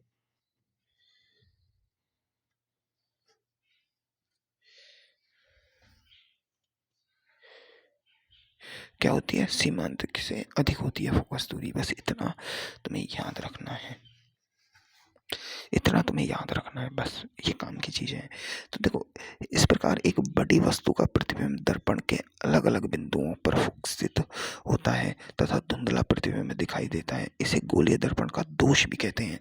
मतलब देखो, सीधी सी बात है कि ये फोकस दूरी होती है, ये तो इनमें ये दूरी अत्यधिक होने के कारण जो फोकस होता है ना, वो इधर उधर हो जाता है। ये दूर वाली किरणों का फोकस पास हो जाता है और नजीक वाली किरणों का फोकस दूर हो जाता है। तो देखो, अब जो दूर का प्रतिबिंब है, अब समझो दूर की किरणें कैसी आती हैं। दूर की, एक बात बताऊं क्या, यहाँ जो प्रतिबिंब बन रहा है, अगर पास कोई प्रतिबिंब होता मुख्य अक्ष के, मतलब पास होता, तो उसकी एक तो सीमांत से आती, एक केंद्र से जाती। क्या से जाती, केंद्र से, है ना। एक तो केंद्र से जाती, एक सीमांत जाती। लेकिन जो प्रतिबिंब अनंत पर होता है ना, इन्फिनाइट पर कोई प्रतिबिंब होता है, तो उसकी सारी लाइनें कैसी आती है, समानांतर। मतलब कोई प्रतिबिंब दूर है ना, कोई प्रतिबिंब क्या, वस्तु वस्तु कोई दूर है, तो उसके प्रतिबिंब धुंधला बनेगा, क्योंकि एक प्रतिबिंब तो यहाँ बनेगा, एक प्रतिबिंब यहाँ बनेगा, और अलग अलग बनेगा। ये तो मैंने दो किरणों के लिए लिया है, किरणें तो 1000-2000 आएंगी, लाखों करोड़ों किरणें आती हैं, तो उनका प्रतिबिंब ऐसे अलग अलग जगह बनेगा। अब अलग अलग जगह पे प्रतिबिंब बनता है ना, तो इससे धुंधला प्रतिबिंब बनता है। तो ये गोलीय दर्पण का दोष भी कहते हैं। क्या कहते हैं, गोलीय दर्पण का दोष। अब गोलीय दर्पण के दोष को कम करने के लिए परवलयाकार वो लिया जाता है, क्या, दर्पण। मतलब गोलीय दर्पण तो गोल होता है, बिल्कुल काटा जाता है, लेकिन परवलयाकार दर्पण ऐसा होता है, हल्का गोल। कैसा होता है, हल्का गोल। हल्के गोल से क्या किया जाता है, इस दर्पण के दोष को हटाया जाता है। तो ये पॉइंट याद रखने की बात है। तो एक दर्पण का फोकस केवल वक्रता त्रिज्या पर निर्भर करता है, यह माध्यम तथा प्रकाश की तरंग दैर्ध्य पर निर्भर नहीं करता। क्यों, क्योंकि वक्रता त्रिज्या और रेडियस कैलकुलेट होके ही तो फोकस बना रही है, कैलकुलेटिव वैल्यू है ये। तो माध्यम से किरण की तीव्रता कम हो सकती है, तरंग दैर्ध्य कम हो सकती है ना, है ना। मैंने तुम्हें क्या बताया कि जो किरण किरण आएगी, जिस दिशा से आएगी, जिस कलर से आएगी, वैसी ही दिखेगी। एक बात बताओ, फोकस है, वो चेंज किस पर हो रहा है, सिर्फ वक्रता त्रिज्या पर। इस रेडियस के कारण जो थीटा बन रहा है, उसके कारण चेंज हो रहा है। तो ये और चीजों पर निर्भर नहीं करता। यदि एक दर्पण का आधा हिस्सा तोड़ दिया जाए या काले रंग से या कागज से ढक दिया जाए, तो प्रतिबिंब की स्थिति तथा ऊंचाई समान रहती है, केवल तीव्रता घट जाती है। ये बात भी तुम्हें याद रखनी है। ये प्रतिबिंब आधा काट दिया ना, तो आधी किरणें काम करेंगी। क्या करेंगे भाई, आधी किरणें काम करेंगी। तो आधी किरणें काम करेंगे तो प्रतिबिंब की तीव्रता घट जाएगी, पर प्रतिबिंब वही रहेगा। क्या होगा, प्रतिबिंब वही रहेगा। तो देखो, अब तुम्हें सिखाता हूँ मैं अवतल दर्पण से इमेज फॉर्मेशन। क्या सिखाता हूँ, ये तो लाइन है जो मैंने तुम्हें बोली है, ये सब तुम लाइनें पढ़नी है, दिमाग में रखनी है। अब मैं तुम्हें इमेज फॉर्मेशन विद अवतल दर्पण दिखाता हूँ। मैं थोड़ा ज़्यादा पढ़ा रहा हूँ, कारण क्या है, कल क्लास नहीं ले पाया, तो आज कवर करेंगे ना भाई, आज कवर करेंगे ना भाई, तो आज कवर करना ही पड़ेगा इमेज फॉर्मेशन विद अवतल दर्पण। तो देखो, इमेज फॉर्मेशन, देखो इमेज फॉर्मेशन के लिए तुम्हें दो किरणों की आवश्यकता होती है। किसके लिए, दो किरणों की आवश्यकता होती है। तो अब मैं तुम्हें जल्दी जल्दी सिखाऊंगा, क्योंकि तुम्हें आता है, बहुत अच्छे से आता है। तो देखो, ये अवतल दर्पण रहा, है ना। अब देखो, पहली बात मैं कह रहा हूं कि अभी ऑब्जेक्ट है वो अनंत पर है। अब अनंत से किरणें आती हुई प्रतीत होती है अपन को, सिर्फ आती हुई प्रतीत होती है। तो दो किरणें अनंत से आती हुई बना दी मैंने। एक ऊपर की एक नीचे की, और ये इसका फोकस होता है, ये इसकी वक्रता केंद्र होती है। तो तुम्हें पता है कि जो समानांतर किरणें आती हैं किस पर मिलती हैं, फोकस पर, है ना। तो अनंत पर कोई ऑब्जेक्ट हुआ तो वो कैसा, इसकी इमेज कैसी बन रही है, फोकस पर बन रही है। तो इमेज कहाँ बनेगी, फोकस पर। कैसी बनेगी, बिंदु आकार, क्योंकि फोकस पर बिंदु आकार मिलेगी। तो कैसी बनेगा, बिंदु आकार, बिंदु आकार। अब देखो अवतल दर्पण के कारण जो फोकस पर हकीकत में मिलती हुई किरणें प्रतीत होती है, मिलती हुई प्रतीत हो रही है, तो वास्तविक बनेगा, वास्तविक प्रतिबिंब बनेगा, है ना। वास्तविक बन रहा है, बिंदु आकार बन रहा है। एक और बात बता दो, उल्टा बनता है। क्या बनता है, उल्टा। देखो अवतल दर्पण से जितने भी प्रतिबिंब बनते हैं वो हमेशा उल्टे बनते हैं, ये याद रखना है तुम्हें, है ना। अवतल दर्पण से जो प्रतिबिंब बनते हैं वो सारे उल्टे बनते हैं, ये तुम्हें हमेशा याद रखना है। वास्तविक प्रतिबिंब, वास्तविक प्रतिबिंब हमेशा उल्टा बनेगा, हमेशा उल्टा बनेगा। मतलब अवतल दर्पण से हमेशा वास्तविक प्रतिबिंब बनता है और उल्टा बनता है हमेशा।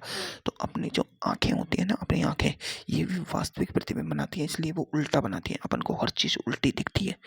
क्या दिखती है भाई, हर चीज उल्टी दिखती है।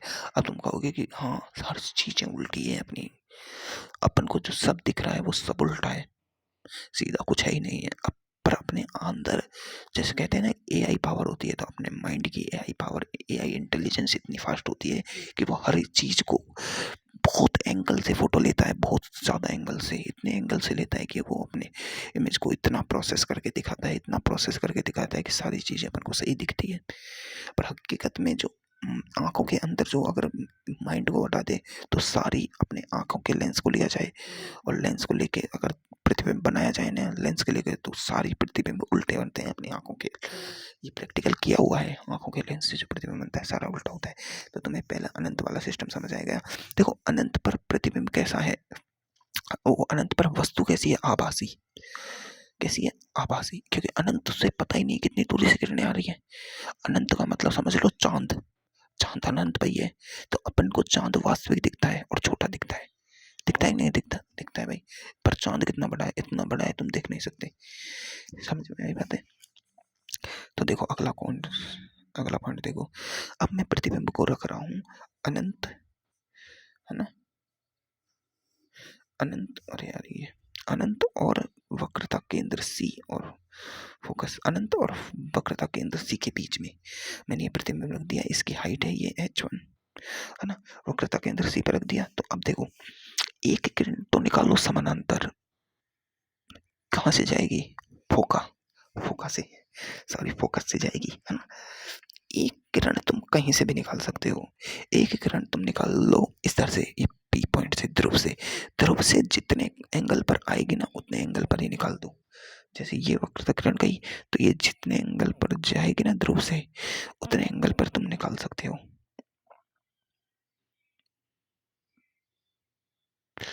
ये निकाल दी, ठीक है।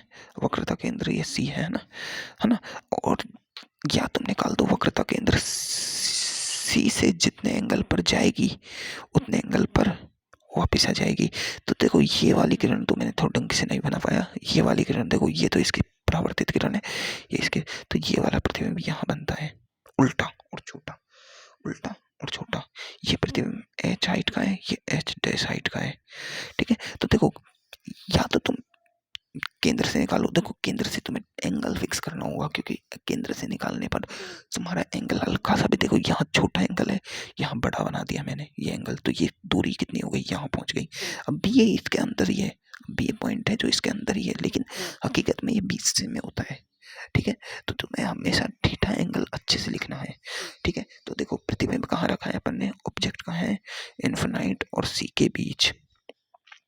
कैसा रखा है, सीधा रखा है, वास्तविक है, ऑब्जेक्ट कैसा है, वास्तविक। इमेज कहाँ बनी, सी और एफ के बीच कहीं बनी।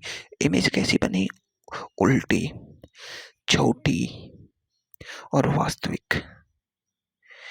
बनी कि नहीं बनी, बनी कि नहीं बनी, बनी कि नहीं बनी, बनी कि नहीं बनी, बनी कि नहीं बनी। तब भी ऐसे ही काम होता है। अब मैं इमेज रख रहा हूँ वक्रता केंद्र सी पर, वो ऑब्जेक्ट वक्रता केंद्र सी पर मैंने ऑब्जेक्ट रख दिया। तो एक किरण समानांतर निकालो जो फोकस से गुजर जाएगी। एक किरण तुम या तो सी से, अब सी से निकाल ही नहीं सकते, अबे सी से कहाँ से निकाल दोगे, तो अब तुम्हें निकालना है यहाँ से, केंद्र से। तो अब ये वाली किरण तुम्हें ढंग से निकालनी है। देखो ये वाली किरण गई ऐसे, अब देखो यहाँ से यहाँ की दूरी फिक्स है ना, तो ये दूरी भी यहाँ से यहाँ की फिक्स ही आएगी। ठीक है, मैंने अच्छे से नहीं बनाई, ये थीटा पे गई तो ये भी थीटा पे गई, तो ये जो इमेज बन रही है ये, तो देखो अगर ऑब्जेक्ट हो सी पर तो, और कैसा हो, सीधा, वास्तविक और एच हाइट का, तो इमेज बनेगी सी पर उल्टी, वास्तविक और एच हाइट की, यानी सेम हाइट की, समान आकार का प्रतिबिंब बनेगा वक्रता केंद्र पर रखा हो। तो लास्ट है इसका, अगर मैंने इमेज को रख दिया फोकस पर एच हाइट का प्रतिबिंब रख दिया, ये इसका वक्रता केंद्र सी है, तो देखो एक किरण तो जाएगी समानांतर, ठीक है, एक किरण तो जाएगी समानांतर, ठीक है, चली गई, जाएगी कि नहीं जाएगी, बिल्कुल एक किरण जाएगी केंद्र से, कहाँ से, केंद्र से, अब केंद्र से जाएगी तो इसी एंगल पर चली जाएगी और ये मिलेगी कहीं यहाँ पर। तो देखो जब फोकस पर कोई बिंदु होता है तो ये इसका सी है, तो देखो ऑब्जेक्ट है फोकस पर छोटा है, मतलब ये तो उसकी साइज पर निर्भर करता है, एच हाइट का है ना, और एच हाइट का है और सीधा है ना, सीधा है। और इमेज कैसी बन रही है भाई, अपनी इमेज बन रही है सी और अनंत के बीच में, अनंत और सी के बीच में बन रही है, उल्टी बन रही है और बड़ी बन रही है, बड़ी बन रही है, उल्टी बड़ी और वास्तविक भी है, वास्तविक में। तो देखो इमेज फॉर्मेशन सीख गए, अरे यार आसान है इमेज फॉर्मेशन करना, तो दर्पण से इमेज फॉर्मेशन करना आसान है। अब मैं एक और लास्ट पॉइंट रह रहा है, तो देखो लास्ट पॉइंट क्या है कि ये दर्पण है और अब मैं फोकस, ये केंद्र और इसके बीच में रख रहा हूँ कोई प्रतिबिंब, बीच में रख रहा हूँ ना, तो क्या होगा देखो, बीच में रखने पर ये एक किरण तो जाएगी सीधी, जो किससे निकलेगी, फोकस से निकलेगी, फोकस से, अरे यार फोकस बनाओ ढंग से, एक किरण जाएगी सीधी और वो जाएगी फोकस से, सीधी किरण फोकस से निकलेगी, एक किरण जाएगी यहाँ से और ये निकलेगी इसी एंगल पर, तो ये बाहर तो चौड़ी होती जा रही है भाई, चौड़ी होती जा रही है, मिलती प्रतीत नहीं हो रही। तो ये अवतल दर्पण पर जो प्रतिबिंब बनेगा वो अंदर बनेगा, कहाँ, अंदर बनेगा कहीं यहाँ पर, ठीक है, ये बना है इमेज। तो अवतल दर्पण से भी एक आभासी प्रतिबिंब बन सकता है, ये क्या है, अंदर बना है, मतलब वास्तविक किरणें मिली थोड़ी है, नहीं मिली, आभासी प्रतिबिंब बना है। कैसा बना है, आभासी बना है, बड़ा बना है, सीधा बना है, खासियत है देखो प्रतिबिंब की, अरे पूछे जाएंगे ये। अब देखो अब देखेंगे अपन उत्तल दर्पण से प्रतिबिंब बनना,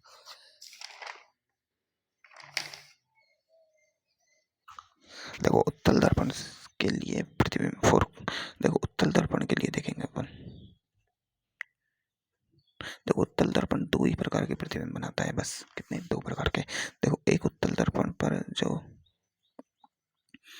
देखो ये इसका इधर होता है, ये इसका फोकस होता है ना, और ये इसका केंद्र होता है। तो देखो अगर किरणें जब अनंत से आए, पहली बात कंडीशन होती है, पहली किरणें अनंत से है, तो हमें पता है कि अनंत से किरणें आएंगी वापस चली जाएंगी ये तो, है ना, तो मिलती हुई प्रतीत क्या होंगी, हो फोकस पर, कहाँ होती है, फोकस पर, क्योंकि अनंत समांतर किरणें जो अनंत से आ रही है वो फोकस पर मिलती है या मिलती हुई प्रतीत होती है, अपन को पता है।